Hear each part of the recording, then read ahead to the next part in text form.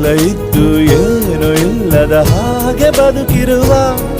ಆಕಾಶ ನೋಡದ ಕೈಯ ನೆನೆದು ಪ್ರೀತಿ ಹಂಚಿರುವ ಜೊತೆಗಿರು ನೀನು ಅಪ್ಪನ ಹಾಗೆ ಹಣ್ಣೆಲೆ ಕಾಯೋ ವಿನಯದಿ ಹೀಗೆ ನಿನ್ನನು ಪಡೆದ ನಾವು ಪುನೀತ ಬಾಳು ನಗು ನಗುತ್ತಾ ಬೊಂಬೆ ಹೇಳುತ್ತೈತೆ ಮತ್ತೆ ಹೇಳುತ್ತೈತೆ ನೀನೇ ರಾಜಕುಮಾರ.